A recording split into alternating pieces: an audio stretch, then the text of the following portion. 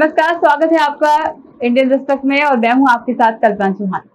चलिए बात कर लेते हैं उत्तराखंड की। महिला एवं बाल विकास से जुड़ी योजनाओं की समीक्षा के लिए 7 राज्यों के प्रतिनिधियों की समीक्षा बैठक हरिद्वार में आयोजित की गई।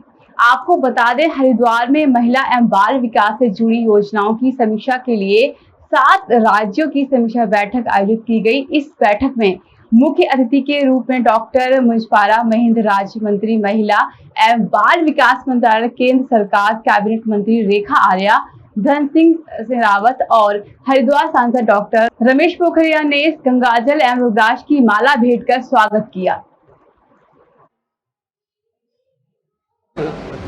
जो महिलाओं के सम्मान के लिए यत्र नारस्तु पूजन्ते रमन्ते तत्र देवता की उक्ति जहाँ से पैदा हुई है, हमारे भारत सरकार के बहुत यशस्वी मंत्री आज हमारे पास आए हैं।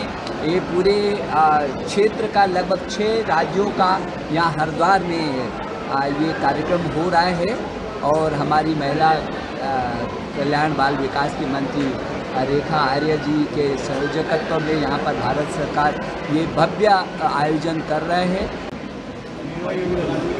एक महिला और बाल विकास मंत्रालय का सब जोनल मीट हो रहा है, उसमें हमारे साथ हमारे साथी संसद सभ्यों और उत्तराखंड के पूर्व मुख्यमंत्री श्री रमेश पोखरियाल जी निशंक जी, साथ में हमारी महिला और बाल विकास के उत्तराखंड के मिनिस्टर रेखा आर्य जी और एजुकेशन मिनिस्टर उत्तराखंड के रावत जी और काफ़ी सब मिनिस्टर लोग, सब सचिव, एमएलए, एमपी के साथ माननीय वडाप्रधान मोदी जी की 8 साल की महिला और बाल विकास में क्या क्या उपलब्धियां रही है उसके बारे में।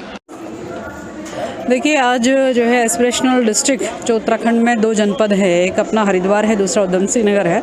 तो उस एस्पिरेशनल डिस्ट्रिक्ट्स में आखिरकार हमने कितना प्रोग्रेस किया है, अभी हमें और क्या क्या अचीव करना है, राज्य सरकार, केंद्र सरकार की योजनाओं के साथ में किस तरह से सामंजस्य बना के हम लोग चल रहे हैं और अन्य स्टेट्स के मुकाबले क्या हमारी स्थिति है। साथ साथ में अन्य प्रदेशों के भी संबंधित जनप्रतिनिधि भी और साथ साथ अधिकारी भी वो भी पहुँचे हुए थे और आज के इस बैठक में हमारे केंद्रीय राज्य मंत्री वो यहाँ पर आए हुए थे, उनके ही मार्गदर्शन में आज की बैठक हुई है।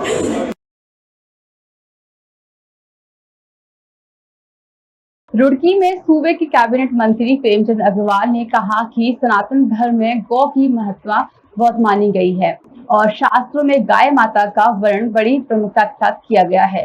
कैबिनेट मंत्री प्रेमचंद अग्रवाल ने चाव मंडी स्थित गौशाला परिसर में बने विशाल भव्य गोपाल मंदिर के लोकार्पण एवं प्राण प्रतिष्ठा के उपरांत आयोजित कार्यक्रम में बतौर मुख्य अतिथि के रूप में सनातन धर्म के लोग आज जागरूक होकर गौ सेवा के कामों में बढ़ चढ़कर हिस्सा ले रहे हैं। कैबिनेट मंत्री प्रेमचंद अग्रवाल ने कहा कि गौशाला में बने गोपाल मंदिर क्षेत्र के लोगों के लिए बड़ी ही सौभाग्य की बात है और उसके पालक यानी भगवान श्री कृष्ण जी के आज मूर्ति की प्राण प्रतिष्ठा हुई है।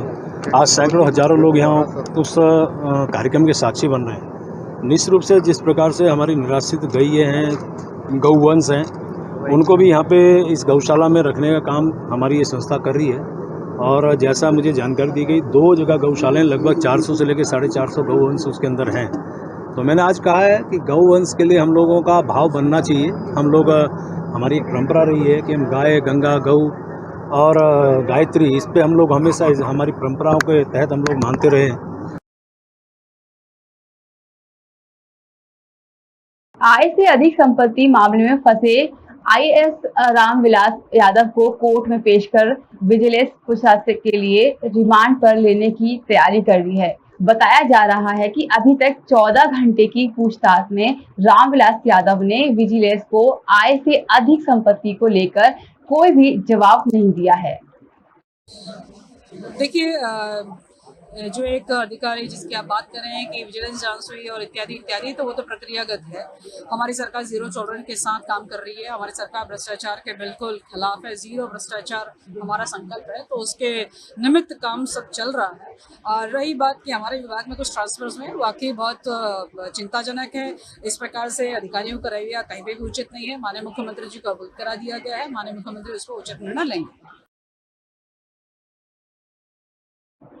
जिस तरीके से पूरे देश में केंद्र सरकार की अग्निपथ योजना को लेकर युवाओं में आक्रोश जारी है, अब कई संगठनों के नेता सरकार के पक्ष में सामने आकर युवाओं से अपील कर रहे हैं। केंद्र सरकार की अग्निपथ योजना देश और युवाओं के लिए बेहतर विकल्प है। आपको बता दें कि भारतीय किसान यूनियन भानु के प्रदेश अध्यक्ष ए.के. चौहान ने युवाओं से अपील की है कि केंद्र सरकार की अग्निपथ योजना को समझें और किसी राजनीतिक दल के बहकावे में आकर कोई भी गलत कदम न उठाएं। की योजना बनाई है सरकार ने, इसको पहले समझे कि सरकार ने ये योजना, ये जो है प्रस्ताव कैसे पास किया है, किस कारण से पास किया है। मैं अपील करता हूँ कि भारत के युवाओं से, छात्रों से, तो वो इसको समझें पहले।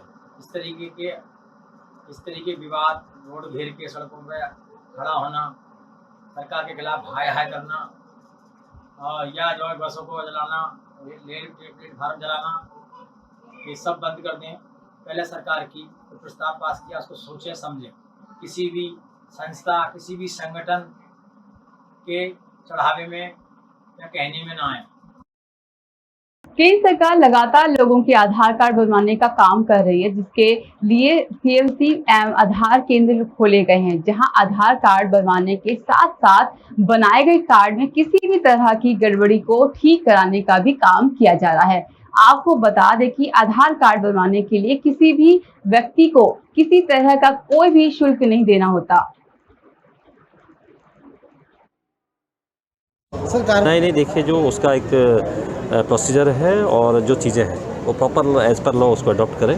और ये बिल्कुल भी किसी को राइट नहीं कि अनावश्यक रूप से किसी को परेशान करें, क्योंकि अगर कोई सीएससी सेंटर वाला या आधार सेंटर वाला यहाँ काम कर रहा है तो हरिद्वार का ही रहने वाला है और यहीं के लोगों के लिए काम कर रहा है, तो उससे अपने लोगों को फैसिलिटेट करना चाहिए। अगर कोई व्यक्ति अनावश्यक रूप से अधिक चार्जेस कर रहा है, लोगों को ऑन टाइम बना के नहीं दे रहा है, तो उसको प्रॉपर चेक करके ऐसे लोगों का कार्रवाई की। सर, एक वीडियो है। अल्मोड़ा जिले के विकास खंड सल्ट के बाकली रोड का शुभारंभ ब्लॉक प्रमुख सल्ट विकास रावत क्षेत्र पंचायत मनोज उपाध्याय ने किया। ग्रामीण लंबे समय से इस मार्ग की मांग कर रहे थे। इस मार्ग से 300 परिवारों को सड़क सुविधा का लाभ मिलने वाला है। ग्रामीणों ने ब्लॉक प्रमुख विक्रम रावत और क्षेत्र पंचायत मनोज उपाध्याय का आभार जताया।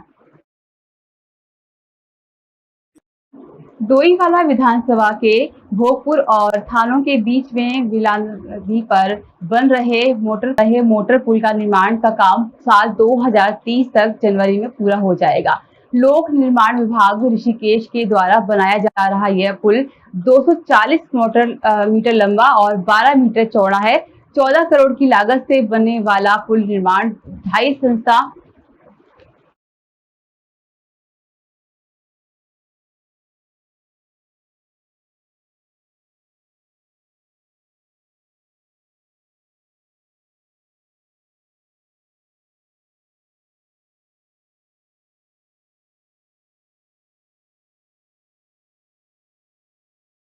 विकासखंड कोटाबाग में प्रधान संगठन ने मनरेगा के कार्यों के पैसे भुगतान करने की मांग को लेकर हल्ला बोल नारेबाजी की और उन्होंने सरकार की वित्तीय नीति को लेकर सवाल खड़े किए। विकासखंड कोटाबाग के प्रधान संगठन का कहना है कि ये विगत 1 वर्षों से मनरेगा के माध्यम से हुए कामों का भुगतान नहीं किया जा रहा है, जिसके चलते ग्राम प्रधानों में आक्रोश व्यक्त किया। प्रधान गणों की मांगे हैं वो मनरेगा को लेके हैं, जो उसमें बहुत विषमताएं चल रही हैं अभी मनरेगा में है तो ये मनरेगा एक्ट और मनरेगा के कहने में जमीनी स्तर पे कुछ काम नहीं हो पा रहे हैं। 1-2 साल से कोई पेमेंट नहीं हो पा रही है और जो लेबर भुगतान होता है ये 15 दिन के अंदर भुगतान होना होता है, मगर आज 6 महीने से कोई लेबर भुगतान नहीं है। 2 साल से मेटल पेमेंट नहीं है। प्रधान लोगों के मान सम्मान को ठेस पहुँच रही है और सरकार की जो नीतियाँ हैं। कोटद्वार में लगातार अवैध अतिक्रमण अपने पांव पसारता नजर आ रहा है, जिसको हटाने में प्रशासन नाकामयाब साबित होता नजर आ रहा है। उच्च न्यायालय के आदेश के बाद आज नगर निगम प्रशासन ने अवैध अतिक्रमण को हटाने की कार्यवाही शुरू कर दी। इस दौरान स्थानीय लोगों और व्यापारियों के साथ प्रशासन की तीखी नोकझोंक देखने को मिली। अतिक्रमण हटाया जा रहा है, माननीय उच्च न्यायालय के आदेश के क्रम में अतिक्रमण हटाया जा रहा है। कितने अतिक्रमण? हमारे 52 या 53 अतिक्रमण चिन्हित थे, उसमें सबको आंशिक रूप से ध्वस्त किया गया। सभी लोगों ने कमेंट किया और पूर्ण रूप से अपना अतिक्रमण हटा देंगे। जिस पर ध्वस्त किया जाना संभव इसलिए नहीं हो पा रहा है क्योंकि नहीं तो उनकी होल बिल्डिंग नीचे आ जाएगी, जिसमें उनको और होल बिल्डिंग आने की संभावना है नीचे। तो अब तक के लिए इतना ही, बने रहिए हमारे साथ।